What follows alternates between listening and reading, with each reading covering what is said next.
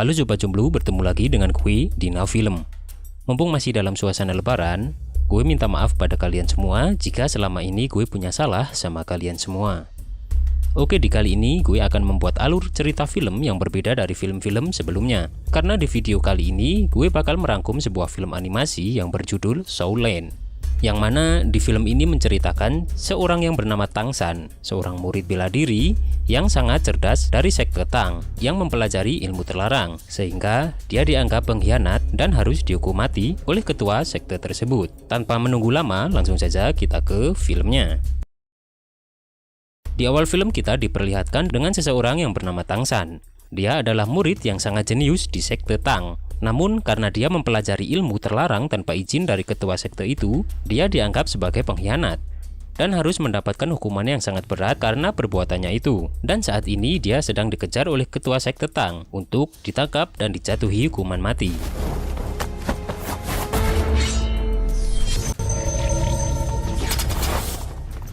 Saat kejar-kejaran terjadi, Tang San sangat lihai dalam mempraktekkan ilmu-ilmu rahasia yang sudah dia pelajari. Dia pun mempunyai mata Rinnegan seperti Sasuke di film Naruto.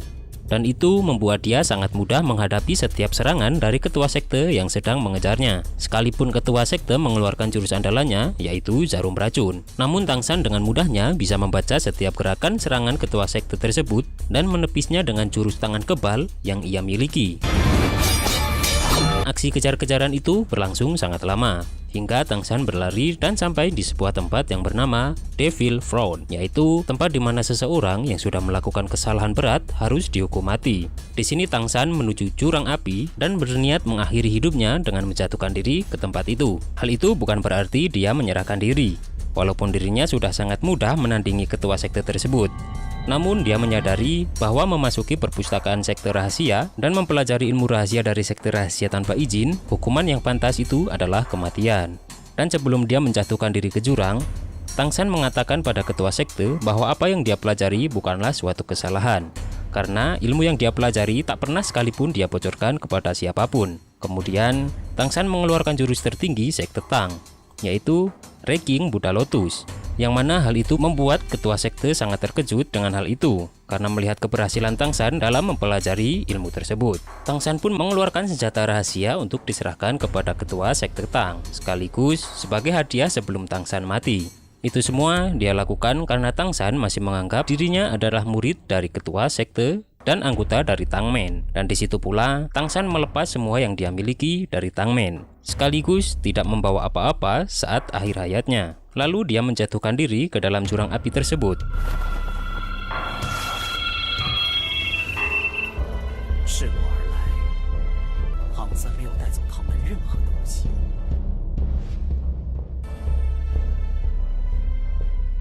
Terlihat ketua sekte mencoba menghentikan Tang San, tapi semua itu sudah terlambat dan ketua sekte telah dibuat menyesal dengan kematian Tang San itu. Dan saat anak buahnya berkata bahwa Tang San adalah pengkhianat, ketua sekte langsung membantah itu. Dia berkata bahwa Tang San bukanlah pengkhianat. Tang San telah membuktikan bahwa dia tak bersalah dengan mengorbankan hidupnya. Dan juga Tang San berhasil menguasai skill tersulit dan tertinggi dari sekte Tang. Ditambah lagi, Tang San sudah memberikan senjata mematikan yang hanya bisa dikendalikan oleh orang tertentu, yang membuat ketua sekte bertambah menyesal sekaligus kagum. Dan kemudian ketua sekte mengatakan jika Tang San masih hidup, dia akan menjadikannya penerus untuk sekte master miliknya. Di sisi lain, saat Tang San masih terjun bebas menuju jurang, dia dibuat kebingungan dengan keadaannya saat itu. Karena bukan mati seperti yang dia harapkan, tapi malah dia hidup kembali menjadi seorang bayi di pangkuan ayahnya yang terkulai tak berdaya karena melindungi dirinya dari serangan penjahat. Dan ibunya saat itu juga sedang mengeluarkan kekuatan penuh untuk melawan para penjahat itu, hingga ibunya meninggal. Singkat cerita, kini Tang San menjadi seorang bocah yang genap berusia 6 tahun yang sedang meditasi di sebuah bukit dan mengingat kembali saat kejadian di mana dia melompat dari tebing dan dia terjatuh ke dasar jurang yang secara tiba-tiba dia berada di dunia itu, dan dunia itu disebut sebagai daratan Dolo. Tang San pun mencoba semua skill yang pernah dia pelajari di kehidupan sebelumnya, namun semua skill itu sekarang sangat sulit untuk dilatih kembali oleh Tang San. Bahkan skill kegelapan langit yang pernah dia kuasai yang mempunyai 9 level. Karena perbedaan dunia sekarang dan dunia sebelumnya dia berasal. Sekarang level 1 pun tak bisa dia praktekkan. Kemudian Tang San pulang menuju rumahnya yang berada di sebuah desa yang mana sebagian orang di situ adalah penjual sayuran. Setibanya di rumah, Tang San pun langsung mempersiapkan dan menghidangkan makanan untuk ayahnya. Dan di sini Tang San mempunyai nama Xiao San dan hanya tinggal bersama ayahnya saja. Kemudian kakek kepala desa datang untuk menjemput Tang San.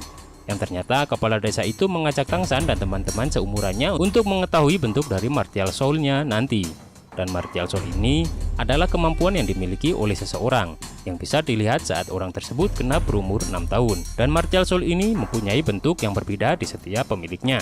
Dan tepat di suatu tugu, kakek itu menjelaskan bahwa tugu itu adalah sebuah tanda kemuliaan saat desa itu masih dalam masa kejayaannya. Dan tiba-tiba seseorang datang.